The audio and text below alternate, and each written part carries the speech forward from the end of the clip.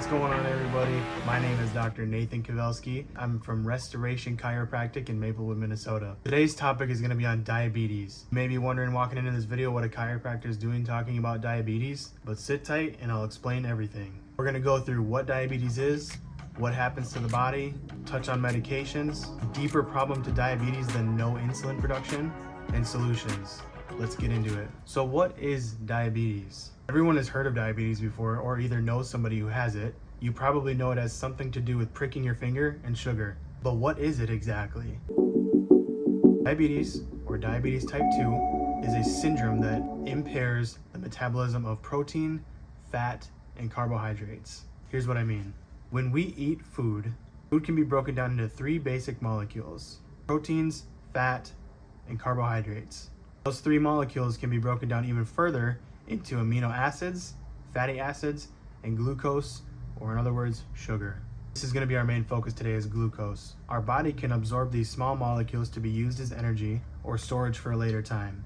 This keeps us alive and allows us to carry out our daily functions like getting up in the morning, eating breakfast, or just being awake. I just want to take a second to just praise God. Praise God for creating food and senses like taste and smell so that we can enjoy our body breaking down food into nutrients. We could have had no taste, no flavor, no smell, but He provided that for us so that we can enjoy nourishing our bodies. So praise the Lord for that. Shortly after eating a meal that contains carbohydrates, an example of a carbohydrate is like pizza, bread, potatoes, fruit, or veggies. Those carbs are digested down into glucose. Glucose is another word for sugar. Glucose quickly enters the bloodstream. And this is what a blood sugar test is. It measures the sugar in your blood. Normally, when glucose enters the bloodstream, the pancreas releases a hormone called insulin to counter the sugar content in the blood. Now, our cells need glucose for energy in carrying out their tasks, but glucose cannot penetrate into the cell without the hormone insulin. So insulin helps glucose enter the cell, and any sugar that the cells don't need. Insulin helps the body to store away glucose in the liver and muscle as storage called glycogen. Any excess glucose that has not been stored as glycogen or used as energy gets stored in one other place. That's right, fat. All this to say, insulin is very important for putting sugar where it needs to go and keeping excess sugar out of the blood and keeping blood sugar levels balanced. In diabetes, the insulin is not being produced and glucose remains in the blood. This increases blood sugar levels because the glucose cannot penetrate the cell without insulin. The body will do everything it can to get rid of the extra sugar in the blood. A few ways that the body gets rid of the sugar is by instinctively making you thirsty to dilute the glucose and increase urination to flush out the extra sugar. Fatigue will set in because the cells cannot get that main energy source. Blurry vision and neuropathy will follow if no insulin is found. Over time, more complications arise with high blood sugar levels like gum disease, which is where the tissues in your mouth are destroyed, heart disease, which is a plaque buildup in arteries, and kidney disease, which is another name for a decreased kidney function. As you can see, insulin is very important for our bodies. At this point, some sort of medication is given. The American Diabetes Association has a long list of medications that in some way or another either lower blood sugar levels or increase insulin levels. So problem solved. Just take insulin, take metformin, balance those blood sugar levels through medication, and you're good to go. Thank you so much for watching this video. Except that's not the whole story. There's a little bit more to it. Let's dig a little bit deeper. Now, the use of insulin or any other blood sugar balancing drugs would be the perfect treatment for diabetes if the lack of insulin was the cause of diabetes. But it's not. Low insulin levels are only a symptom of something else that's going on. To be diagnosed with type 2 diabetes, hemoglobin A1C, which measures the average blood sugar levels over the last few months, must be over 6.4%, and you must have a fasting blood glucose test of 126 milligrams per deciliter or above. The reality is, by this point in time, if your hemoglobin A1C levels are 6.4% or above, and your blood sugar levels are 126 or above, something's been going on for a long time. This didn't just magically get to that point. So what is it that causes the diabetes diagnosis? This is where it gets fun, so let's keep going. The pancreas doesn't just stop producing insulin, and the cells don't just decide that they don't like insulin and they don't want to use it to get energy. It doesn't work that way. Our body has a design to it, and it has specific functions. Insulin's specific function is to get sugar into the cell to use for energy. So if that process isn't happening, there's something that's blocking that process from happening. So we need to figure out what that process is that's not working. So diabetes is a problem with metabolism. More specifically, it's a problem with a low metabolism. Metabolism is our body's ability to break down food for energy. The higher the metabolism, the faster the food is digested and the more energy is being used. Lower the metabolism, slower the food is being digested and the less energy is being used. So think of the person that can eat a bag of chips, some ice cream, pizza, all before going to bed, and then wake up and they've lost 5 pounds. The low metabolism person would maybe eat a couple slices of pizza and have 5 pounds gained the next morning. That's the difference between a high metabolism and a low metabolism. Now, according to the Nemours Foundation, our metabolism is controlled by the endocrine system. The endocrine system is a group of organs including kidneys, adrenal glands, thyroid, reproductive organs, and the pancreas that make and release hormones. For more information on the endocrine system, feel free to check out my blog post on www.restorationchiromn.com. It talks all about the endocrine system. Now, one thing to note is that the pancreas is an endocrine organ. It secretes hormones based on the endocrine system. The pancreas doesn't answer to itself, it has to answer to the whole endocrine system. So if there's a problem with the pancreas not releasing insulin, then it means that there's a problem with the endocrine system. So in other words, for insulin to be produced, the endocrine system must be working properly. If no insulin is being produced, aka someone with diabetes, that must mean that the endocrine system is not working or not functioning at the rate that it should be. Great, so diabetes is a problem with the endocrine system.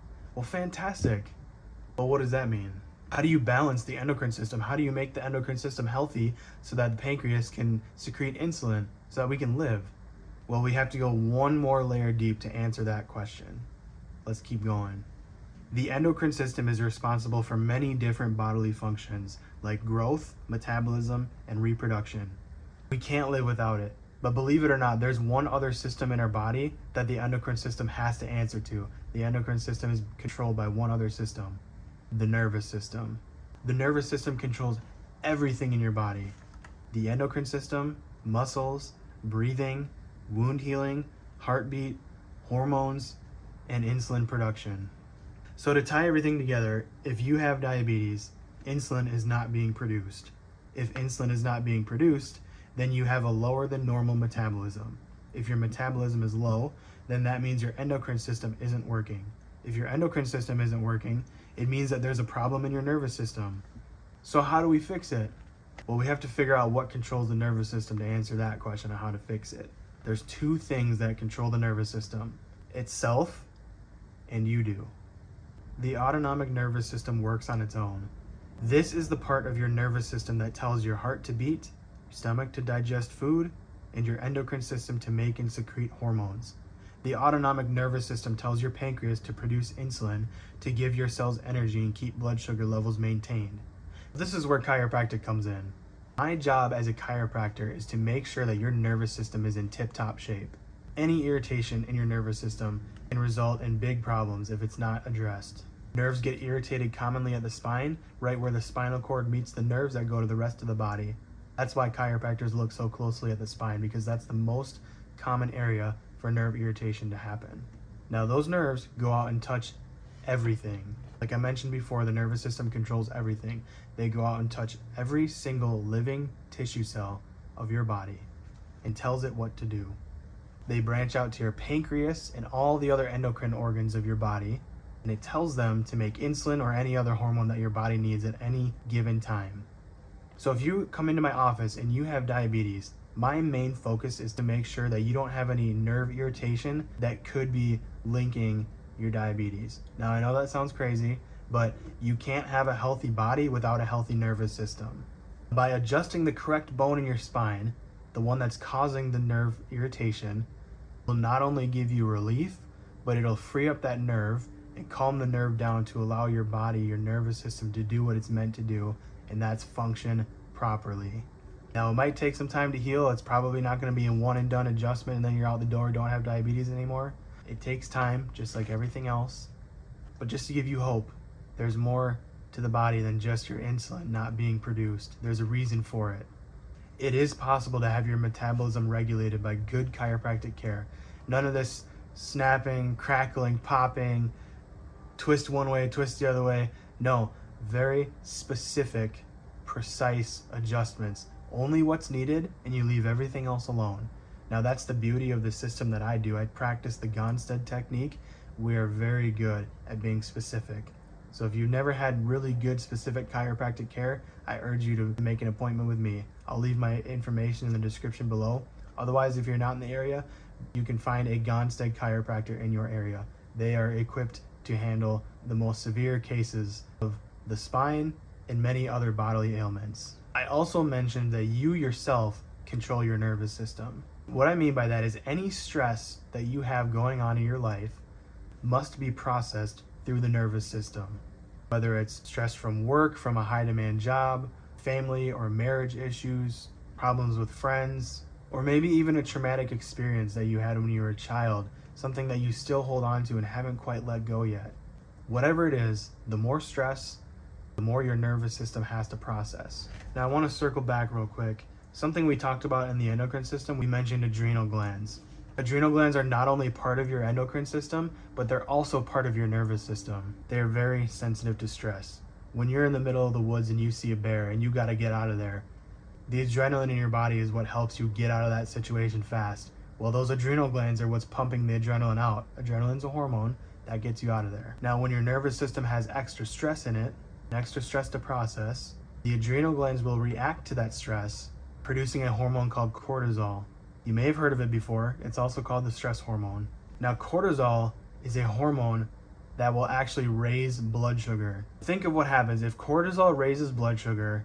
If you are chronically stressed and your adrenal glands are constantly pumping out cortisol, what do you think is going to happen to your blood sugar? No matter if you eat something or not, your blood sugar is going to be high. If it stays high for that long, eventually you're going to get a diabetes diagnosis. Your blood sugar is going to go way up to over 126. Your hemoglobin A1C is going to go over 6.4%, not solely based on what you're eating, but just because you're chronically stressed out. So therefore, chronic stress can cause diabetes. Now, if emotional stress is the cause to your diabetes, that is something that no doctor can fix. No medical doctor, I can't fix it. Nobody can fix that. The only solution for you is to know Jesus Christ.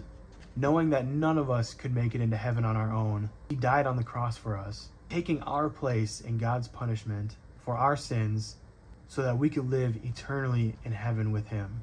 That is how much that he loves us, that he would die in our place. Now, a couple verses that I wanted to share to maybe help with that stress that you're going through. John 14:27, peace I leave with you, my peace I give to you. Not as the world gives do I give to you. Let not your hearts be troubled, neither let them be afraid. Here's another one, Psalm 118, 5-6. Out of my distress I called on the Lord. The Lord answered me and set me free. The Lord is on my side. I will not fear. What can man do to me? Here's one more. Philippians chapter 4, verse 6-7. Do not be anxious about anything, but in everything by prayer and supplication, with thanksgiving, let your requests be made known to God. And the peace of God, which surpasses all understanding, will guard your hearts and your minds in Christ Jesus. So can diabetes be reversed? It's up to God, and it's also up to you. How much work do you want to put in to manage your stress? Are you going to take that leap of faith to go to a chiropractor to see if they can help regulate your nervous system? Either way, pursue the Lord. Ask him to take your stress away from you, no matter what it is. He's ready to hear what you're going through. Put your trust in him, that he can take your traumas and worries away. He's calling you to do that right now.